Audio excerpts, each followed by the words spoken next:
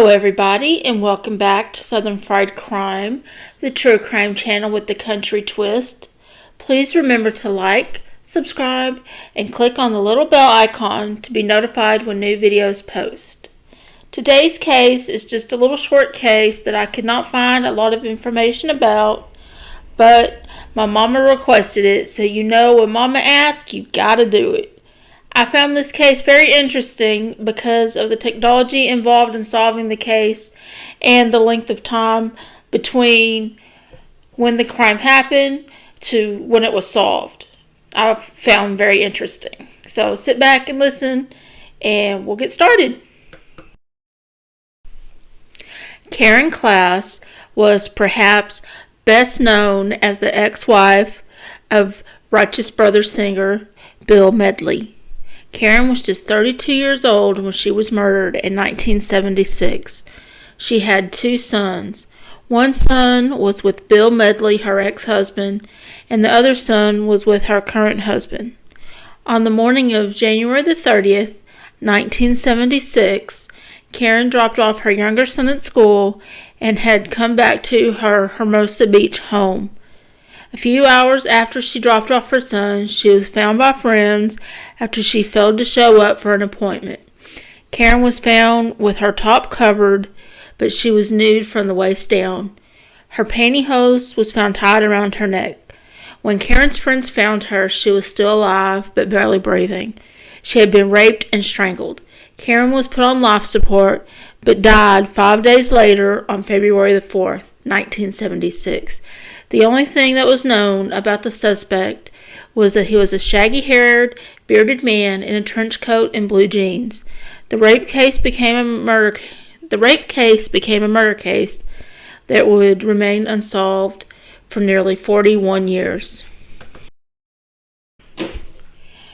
DNA was not a thing in 1976 when Karen Klaas was murdered, but a rape kit was collected. In 1999, DNA was in its infancy. DNA was collected from the Klaas rape kit in 1999. No DNA matches were made at that time. The DNA was ran again in 2011 and no matches were found either. In 2016, the DNA was ran once again, and this time a familial DNA match was found. In March 1976, when the DNA was ran once again, a DNA match was made. It was not a DNA match to an exact person, though.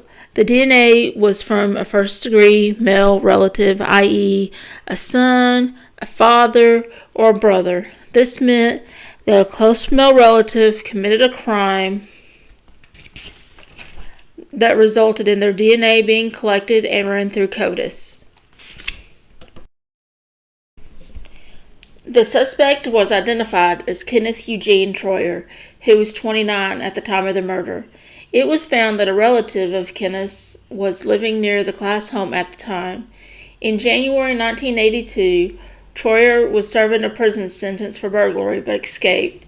He began to rob, assault, and rape in and around the Hermosa Beach area. A task force was formed to find Troyer and stop him at all costs for the crimes he was committing. Kenneth Troyer was fatally shot in March 1982 as police tried to arrest him. DNA was not a thing at the time, so the match was made through CODIS, and they had to dig Troyer up and obtain his DNA. When the DNA was taken at the second autopsy, it was compared to what was taken from Karen Klaas, and it was a perfect match. That's all for today's case. I know this was much shorter than I normally do, but I just wanted to share it because I find technology so amazing.